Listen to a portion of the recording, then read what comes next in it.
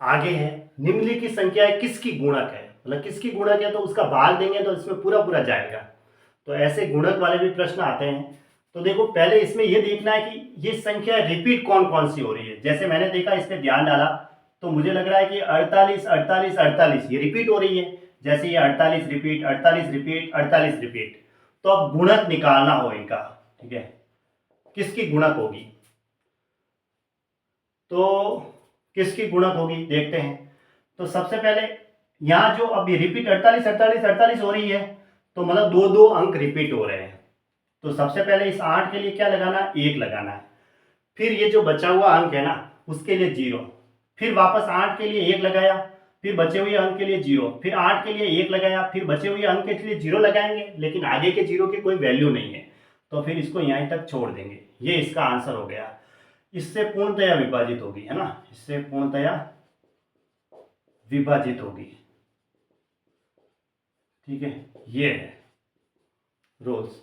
अब जैसे इसका निकालना है तो देखो इसमें रिपीट कौन कौन सी हो रही है वो ध्यान दो। पहले तो इसमें रिपीट हो रही है क्या, 567 567 और 567 रिपीट हो रही है। तो पहले 7 के लिए तो हमें 1 लिखना है, बाकी दो बचे हुए डिजिट है इनके लिए 0, फिर वापस 7 के लिए 1, बचे हुए दो डिजिट के लिए 0 0, फिर 7 के लिए 1 लगाएंगे और बचे हुए दो डिजिट के लिए 0 0 लगाएंगे, लेकिन संख्या के आगे 0 0 लगता है तो उसकी कोई वैल्यू नहीं है तो इसकी ये गुणक हो गई। तो बस यही इसका आंसर हो गया ना। ऐसे ये क्या हो गया, इसका आंसर हो गया। इसी तरह इसमें ये आंसर था, ठीक है। अब जैसे इसमें है, इसमें भी मुझे रिपीट मिल रहा है, देखो 5374 5374 रिपीट मिल रहा है। तो अब क्या करूंगा, लास्ट वाले डिजिट जो है ना इसके लिए तो मैं 1 लगाऊंगा, बाकी ये 3 बचे हुए डिजिट है इनके लिए मैं 3 0, फिर वापस ये 4 है, 4 के लिए हमने 1 लिखा, 1 लिखो, फिर बचे हुए 3 डिजिट के लिए 3 0 लगाएंगे, लेकिन आगे के 0 की तो कोई वैल्यू रहती नहीं है तो यहीं तक छोड़ देंगे। ये इसका आंसर हो गया, से पूर्णतया विभाजित होगी, बस ऐसे। या गुणक पूछे या ऐसे पूछे तो इसको ऐसे लिख देना, पूर्णतया विभाजित होगी, गुणक का पूछता है। जैसे इस पर आधारित एक प्रश्न है, किसी 3 अंकों की संख्या को दोहराकर एक 6 अंकों की संख्या बनाई जाती है। जैसे 3 अंकों की संख्या थी 254 256, इसको दोहराया और 6 अंकों की बना दी।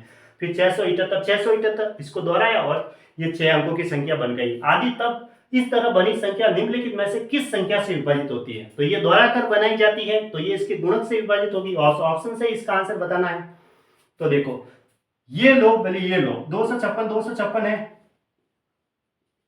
तो यहां पे ये रिपीट हो रहे हैं 256 256, तो पीछे वाले 6 के लिए तो 1 लिखा, आगे दो बचे हैं दो डिजिट इनके लिए 2 0, फिर बचा हुआ 6 है इसके लिए 1, फिर इनके लिए 2 0 लगेगा, लेकिन आगे के 0 की तो कोई वैल्यू है नहीं तो इससे पूर्णतया विभाजित होगी। ये इसका आंसर है ना, से पूर्णतया विभाजित होगी। ये हो गया, यानी इसका भाग देंगे तो पूरा पूरा जाएगा गुणक का मतलब, ठीक है। ये तो इसका आंसर ऑप्शन डी राइट है। फिर ये वाला ऑप्शन डी पे फिर टिक करना है ना, 1001 है, 1001 इसका राइट आंसर है, ऑप्शन डी।